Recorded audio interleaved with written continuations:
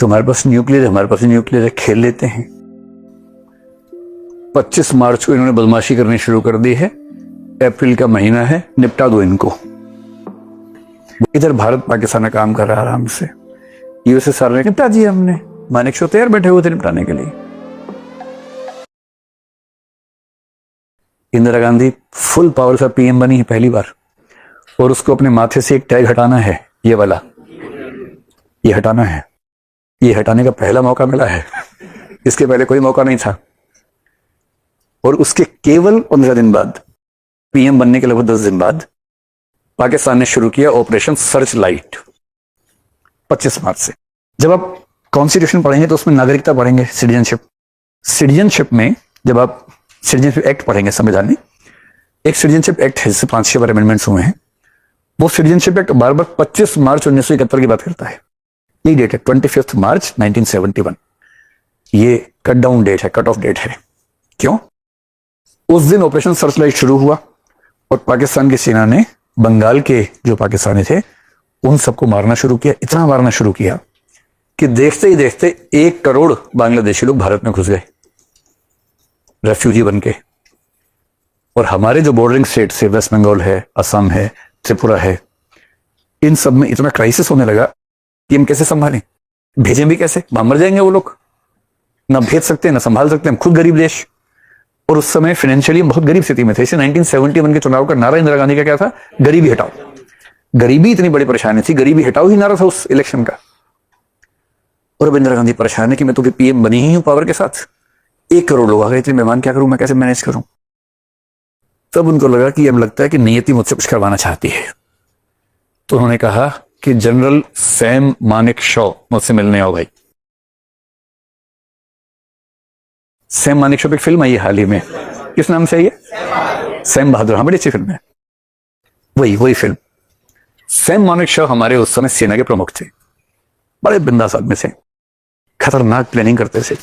इंदिरा गांधी बोली, हालांकि फिल्म में तो लगता है कि इंदिरा गांधी इनको पसंद भी करती थी। फिल्म में ऐसे कुछ सीन है, अब पता नहीं क्या सच बात है क्या नहीं, मुझे नहीं पता। ये तो होता है दुनिया में, इसमें क्या है, कोई किसी को अच्छा लगता है, इसमें क्या बुरी बात है। लेकिन उस फिल्म में जो भी है ये सैम बहादुर, उसमें ऐसे कुछ 2-3 सीन है जिससे लगता है कि ऐसा भी कोई एंगल रहा होगा। रहा तो इसमें क्या, कोई प्रधानमंत्री प्यार नहीं करेगा किसी को, प्रधानमंत्री होना अलग बात है, प्रेम अलग बात है, आकर्षण अलग बात है। ये सब तो आप लोगों की भाषा में क्या बोलते हैं, इन्फेचुएशन हो गया, जो भी आप कहें उसको। तो इनसे कहा ऐसा सैम, 25 मार्च को इन्होंने बदमाशी करनी शुरू कर दी है। अप्रैल का महीना है, निपटा दो इनको। बोले क्या कर दो? निपटा दो। क्या करना क्या है? सर्जरी करनी है, बांग्लादेश को जन्म देना है, एक नया देश बनाना है, हम बनाएंगे बांग्लादेश। तो उन्होंने कहा क्यों बनाना चाहती हैं? बोली इसलिए कि हम शांति से रहें। इतने रेफ्यूजी आएंगे, इतना झगड़ा होगा, फिर ह्यूमैनिटेरियन क्राइसिस है, उन सब की चिंता भी हमें करनी ही चाहिए, इंसानी तो हम लोग भी तो। और अच्छा, और अगर मैं कहूं कि अप्रैल में युद्ध नहीं कर सकता तो आप क्या करेंगी? इंदिरा गांधी पे पीएम है, पीएम के सामने कोई नहीं थोड़ा बोलता है, भाई बोलना होता है पीएम के सामने। तो मैं अनुमान कर रहा हूं पीएम ने आंखें तरीके देखा होगा। तो सैम मानेकशॉ कहते हैं उन्होंने अपना इस्तीफा दे दिया कि मैडम अगर अप्रैल में युद्ध करना है तो मैं इस्तीफा दे देता हूं, मुझसे मत करवाइए, किसी और से करवा लीजिए। ऐसा होना चाहिए आपका मंत्री या आपका सेनापति जो सही बात ऐसे बोल सके। वरना क्या होता है, राजा बोला रात है, रानी बोली रात है, पर ये सुबह सुबह की बात है। राजा के मुंह से रात है, सब बोले रात है, रात है, रात है, सुबह के समय रात चल रही है। ये कोई बात थोड़ा ना हुई, ये तो गलत हो जाएगा। तो फिर इंदिरा जी बोले कि तुम ऐसा क्यों बोल रहे हो, अप्रैल में युद्ध क्यों नहीं हो सकता? बोले मैडम कई रीजन हैं इसके पीछे। नंबर 1, ईस्ट पाकिस्तान के जो मैप्स हमारे पास हैं, वो मैप्स हमारे पास ब्रिटिश शासन के टाइम के हैं, उसके बाद के है ही नहीं, क्योंकि उसके बाद से भारत का पार्ट था ही नहीं, मैप कैसे होंगे? और आज से करीब 25-30 साल पहले के मैप के बेस पे अगर हम युद्ध में उतर जाएंगे तो हम कई ऐसी जगह फंसेंगे जहां हम बच नहीं पाएंगे। ये बात तो ठीक है। फिर बोले कि ये भी जो मौसम है बनारस, ये बरसात का मौसम आने वाला है इधर ईस्ट पाकिस्तान की तरफ, मानसून के बाद बरसात के समय हम नुकसान में रहेंगे, क्योंकि हमारे टैंक, हमारी सेना की मूवमेंट हो नहीं पाएगी और फायदा उनको मिलेगा जो पहले से वहां पर है। ये बात तो ठीक है। फिर बोले कि अभी गर्मियां चल रही हैं और गर्मियों में क्या होता है कि हिमालय की बर्फ पिघल जाती है। अगर चाइना बीच में कूदना चाहेगा तो बर्फ पिघली होगी, उसकी सेना आराम से आ जाएगी। इधर से पाकिस्तान का जो नॉर्थ वाला पार्ट है, वेस्ट पाकिस्तान का नॉर्दर्न पार्ट ऊपर वाला, वहां से भी सेना आ सकती है, कश्मीर पे हमला कर सकती है। सर्दियां होंगी, बर्फ जमी होगी, उनके लिए आना बहुत मुश्किल हो जाएगा। तो समर में हमला नहीं करना है। चौथी बात, जो हमारे टैंक हैं, क्योंकि लंबे समय से युद्ध हुआ नहीं, जो उस तरफ हमारा सारा सामान है, उन सब की रिपेयर रिफिटिंग करनी होगी। यहां से बहुत सारा सामान वहां लेके जाना होगा, इस सब में टाइम लगेगा। 15 नवंबर के बाद का टाइम दे दीजिए।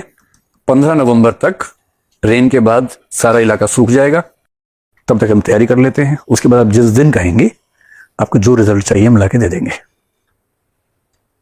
तो इंदिरा जी बोले ठीक है। वैसे तो अप्रैल से नवंबर तक वेट करना, 7 महीने वेट करना मजाक तो नहीं है। वो भी नई नई पीएम बनी थी, अभी उनका उत्साह बहुत ज्यादा था।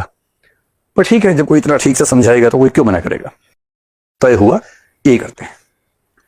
फिर इंदिरा जी ने और रिसर्च की, टीम से रिसर्च करवाई, और समझ में आया कि 65 में या 62 में अगर हमारे साथ यूएसएसआर या यूएस से एक देश होता, तो चीन की इतनी हिम्मत नहीं थी कि हमला कर पाता हम पे। ये गुटनिरपेक्ष आंदोलन ठीक था एक जमाने में, लेकिन इससे आप बच नहीं सकते जब युद्ध होता है। वैसे अच्छा लगता सुनने में कि आप किसी के हिस्सा क्यों बनेंगे भाई, आप इंडिपेंडेंट हो, सुनने में अच्छा लग रहा है। पर आप किसी का हिस्सा नहीं हो, कोई लेके चला गया हिस्सा अपने आप में से। क्या कर लिया आपने उस समय? इंटरनेशनल पॉलिटिक्स आदर्शों से नहीं चलती है, यथार्थ रियलिटी से चलती है। सो रियल पॉलिटिक्स कहते हैं, रियलिज्म कहते हैं उसको। इंदिरा गांधी रियलिस्टिक थी। उन्होंने सोचा कि कुछ तो रास्ता निकालना पड़ेगा। अमेरिका से उनकी बनती नहीं थी। अमेरिका में उस समय जो राष्ट्रपति था उसका नाम था रिचर्ड निक्सन, और इनके जो रक्षा मंत्री थे उनका नाम था हेनरी किसिंजर। सबसे खतरनाक रक्षा मंत्री आज तक के अमेरिका के हुए हैं हेनरी किसिंजर। रिचर्ड निक्सन राष्ट्रपति थे। दोनों को इंदिरा गांधी से नफरत थी, ठीक ठाक नफरत थी। और ये क्लियर था कि इंदिरा गांधी की इनसे तो नहीं बनेगी, क्योंकि पाकिस्तान वैसे भी उनके साथ मिला ही हुआ था, सीटों में था, सेंटों में था, मिला ही हुआ था, तो कोई बात ही नहीं थी। इंदिरा गांधी ने सोचा कि इनको बाद में देखूंगी, और उसके पहले वो चली गई अगस्त के महीने में, और यूएसएसआर से उन्होंने बात की, और 25 साल के लिए एक ट्रीटी की, जिस ट्रीटी में लिखा हुआ था कि किसी भी युद्ध की स्थिति में सोवियत संघ हमारे साथ खड़ा हुआ, एकदम साफ। अब किंतु परंतु नहीं कि कोई प्रपोज किया जा रहा, दूसरा अगर सोच के बताऊंगा, नहीं। प्रपोजल एक्सेप्टेड, साइन हो गया है, बुके का आदान प्रदान हो गया है। अब you are my Valentine, I am your Valentine, ये सब हो गया, इन राइटिंग हो गया है, निकाहनामा हो गया है कि 25 साल तक हम एक संधि में हैं। और इस संधि का बेसिक मतलब यह है कि अब किसने भारत को टच किया तो यूएसएसआर उसको देखेगा। स्कूल में नहीं होता कि मेरा भैया 12वीं क्लास में पढ़ता है, मुझे टच किया तो भैया आएगा, ध्यान रखना। तो वैसे वाला अपना। तो अगस्त में ही हो गया। फिर भी इंदिरा गांधी ने क्या किया, अरब कंट्रीज से मिली जाके, सऊदी अरब से, यूएई से, सबसे बात की। जो हमारी नेबरिंग कंट्रीज हैं, नेपाल से, भूटान से, श्रीलंका से, सबसे बात की। सबको हिंट कर दिया, भाई देखो करोड़ों लोग परेशान हो रहे हैं, इनकी बदतमीजी से कुछ करना पड़ेगा। सबने कहा हाँ ठीक कह रही हैं, हम आपके साथ हैं, चिंता मत कीजिए, हम विरोध नहीं करेंगे। किसी ने का विरोध नहीं करेंगे, किसी ने का साथ देंगे, किसी ने का डिप्लोमेटिक साथ देंगे, सेना नहीं भेजेंगे, अलग अलग तरीके से सपोर्ट सबने किया। जो नेम कंट्रीज थी उन सबसे बात की, यूगोस्लाविया से बात की, इजिप्ट से बात की, उन सबको समझाया। जब सारा माहौल बन गया, नवंबर आ गया, अब तो ये था कि आज या कल, तब वही अमेरिका नवंबर में इन भाई साहब से मिलने और इन भाई साहब से मिलने। रिचर्ड निक्सन, हेनरी किसिंजर एक कमरे में बैठे हैं, इंदिरा गांधी गई हैं, बातें हुई। पहले से दोनों को पता कुछ नहीं होने वाला है, बस दुनिया के इतिहास में लिखा जाए कि हमने आपसे बात की थी। बाद में ये ना कहना कि हमने बात नहीं की थी। बात की, बताया रिफ्यूजी से क्राइसिस क्या है, बहुत दिक्कत है, हमें कुछ स्टेप लेना होगा, आपकी सपोर्ट चाहते हैं। तो निक्सन का मुंह ऐसा बना हुआ था, फूफा जी जैसे नहीं होते, ऐसे फूफा जी जैसे मुंह बना हुआ था। फूफा सबसे मनहूस आदमी माना जाता है वैसे, वैसा मुंह बना हुआ था। और कहते हैं कि जब इंदिरा गांधी कमरे से बाहर निकली, अभी निकली भी नहीं थी कि दोनों ने बहुत गंदी बात उनके बारे में बोली, इस तरह से कि वो सुन भी लें। और वो जब रिपोर्ट्स डिक्लासिफाई हुई तो अब वो रिपोर्ट सामने आई है कि क्या क्या बातें बोली गई थी, वो रिकॉर्डिंग से। इंदिरा गांधी को पता था कि ऐसे बकवास करेंगे, कोई उम्मीद थी भी नहीं। पर अमेरिकन सिविल सोसाइटी से उन्होंने मीटिंग्स की, उनको समझाया, सिर्फ इसलिए कि अमेरिकी अखबारों में जब छपे, हमारे पक्ष में छपे, तो सरकार पे भी दबाव रहेगा कि ज्यादा एक्शन ना ले हमारे खिलाफ। ये सब किया। अब सैम मानेकशॉ से बात हुई कि भैया बताओ क्या करना है। तो ऐसे में उसने कहा कि अब जब कहें, लेकिन ज्यादा अच्छा है कि युद्ध शुरू हम ना करें, क्योंकि इतिहास में लिखा जाता है कि युद्ध शुरू किसने किया था। और हम तो शांति प्रिय देश हैं, आपके पापा इतने प्यारे थे, हम युद्ध शुरू करें अच्छा थोड़ा लगता है। तो मेरी बात तो ठीक है, तो युद्ध शुरू नहीं करना है तो ऐसी सिचुएशंस बन जाए कि युद्ध वही शुरू कर दे। 2 दिसंबर 1971 को वो स्थितियां बन गई। याहिया खान ने युद्ध शुरू कर दिया। याहिया खान को लगा कि मैं जल्दी ही अमर हो सकता हूं, एक बार युद्ध जीत जाऊंगा तो लोग याद रखेंगे कि कोई याहिया खान हुआ था। उसके 25 दिन बाद लोगों ने याद किया कि हाँ हुआ था, क्योंकि इतना ही टाइम मिला। उसके बाद 16 दिसंबर को युद्ध खत्म हुआ, 20 दिसंबर को इस्तीफा देकर भागना पड़ा उनको, 4 दिन मिले उसके बाद। क्यों युद्ध शुरू कर दिया? अगर आपने सुना हो तो 1967 में एक युद्ध हुआ था इजराइल और अरब कंट्रीज के बीच में। इजराइल के 3-4 युद्ध हुए हैं अब तक, जिनमें 1967 का जो वॉर था सबसे इंपॉर्टेंट था। इजराइल अकेला बीच में रहते, 5-6 देश आसपास से मारते हैं उसको, वो सबको मारता है, ऐसे मारा ऐसे मारा ऐसे मारा, वो बड़ा उसका भी अजीब सा मामला है। 67 में जब उसको लग गया कि युद्ध होने वाला है, उसने वेट नहीं किया, प्री एम्प्टिव अटैक कर दिया कि मुझे पता है कि तुम कल युद्ध करने वाले हो, मैंने आज ही शुरू कर दिया। सरप्राइज दे दिया, धप्पा, तुम तोप निकाल रहे थे कल लेके जानी है, मैं लेके आ गया और वही मार दिया। और 6 दिन में सारा खेल खत्म कर दिया उसने। तो उस समय दुनिया भर में एक विचार चल रहा था कि जब युद्ध तय हो जाए तो प्री एम्प्टिव अटैक कर देना बेहतर होता है। तो जो पाकिस्तान इजराइल से नफरत करता है, इजराइल को आज तक उसने मान्यता ही नहीं दी है, उससे सीखा उसने कि युद्ध कैसे करना चाहिए। याहिया खान को लगा कि मैं भी धप्पा कर देता हूं, इनको पता भी नहीं चलेगा, अचानक प्लेन पहुंच जाएंगे, धप्पा हो जाएगा, हार जाएंगे। और उत्साह बहुत था, उनकी प्लानिंग वैसी थी जैसे हम लोग करते हैं यूपीएससी में ना, कि बस प्रीलिम्स हो ही जाएगा, ऐसे में 170 नंबर आ ही जाएंगे, जीएस में 580 नंबर आ जाएंगे, इंटरव्यू में तो 215 से कम कैसे ही आएंगे। तो रैंक 1 लाने के लिए बस 40 नंबर कम करने हैं मुझे। रैंक 1 तो है ही, लेकिन रैंक 1 में भी इतना गैप अच्छा नहीं लगता है, तो 40 कम कर लूंगा तो रैंक 1 डिसेंट तरीके से आएगा। याहिया खान भी वैसी प्लानिंग कर रहे थे कि ऐसा करेंगे, नाश्ता जैसलमेर में कर लेंगे, लंच दिल्ली में कर लेंगे और इवनिंग टी आगरा में पी लेंगे। कुछ ऐसी बातें करते थे उस समय, खिसका हुआ आदमी ऐसी बात करता है। तो 2 दिसंबर को चढ़ाई कर दी भारत के ऊपर, इस उम्मीद में कि 67 जैसा कुछ दोहरा देंगे। दूसरा, उनको वो सब उम्मीद तो थी ही कि यूएसए हमारे साथ में है ही, चाइना हमारे साथ में है ही, और जब यूएसएसआर उनकी तरफ है तो ये और ज्यादा हमारे साथ में हो जाएंगे, तो ये मिलके मार देंगे, यूएसएसआर क्या कर लेगा। और यूएसए ने कहा था कि भैया युद्ध हुआ तो हम इंटरवीन करेंगे, ध्यान रखना, कहा था।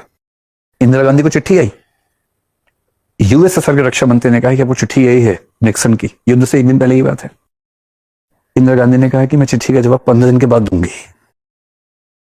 यूएसएसआर के रक्षा मंत्री बोले 15 दिन काफी है।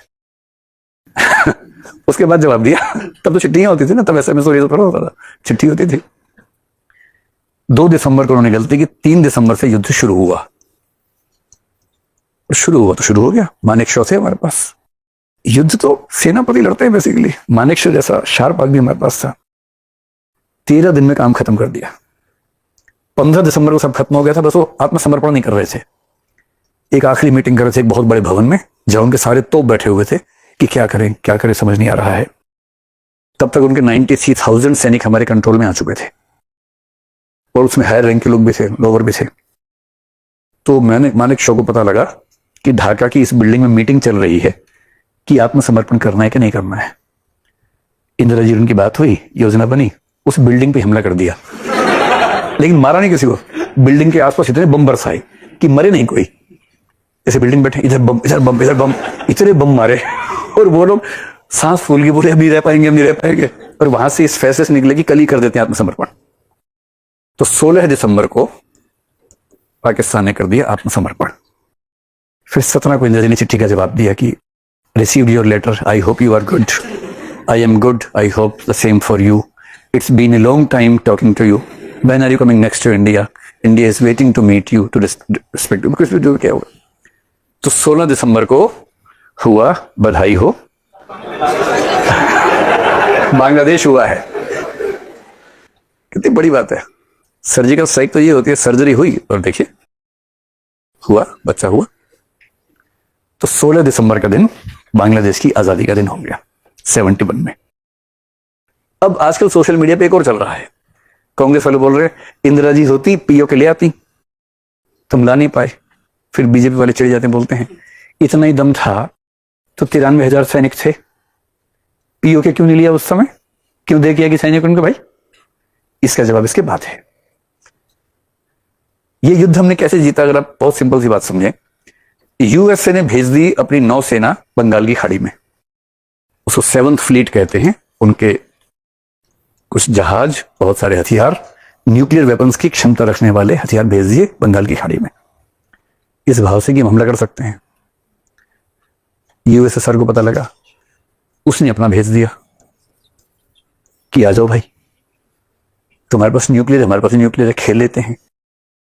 क्यूबा में खेलते खेलते रह गए थे, यहां खेल लेते हैं। वियतनाम में भी चूक गए थे, नॉर्थ कोरिया साउथ कोरिया में भी चूक गए थे, यहां खेल लेते हैं। खेलने का मन है तो। और शीत युद्ध में, कोल्ड वॉर बड़ा सिंपल था, यूएसए आ गया, यूएसएसआर आ गया, अब युद्ध नहीं होगा। दोनों के खड़े हैं जहाज, दोनों बातें कर रहे हैं, सब ठीक चल रहा है। तुम बताओ, लो तुम भी लो सिगरेट, लो ठंडा पियोगे। इधर भारत पाकिस्तान का काम कर रहा है आराम से। यूएसएसआर ने कहा जल्दी कर लो, बस थोड़ा रोकना मुश्किल है, जल्दी कर लो, निपटाओ जल्दी से। 16 को हमने कहा निपट गया जी, बधाई हो। बोले बढ़िया है। फिर उसने कहा हम वापस जाएंगे, अभी वापस जाओ, छोड़ो ना, बच्चे हैं, कर रहे हैं अपना काम, आप क्यों टेंशन ले रहे हो।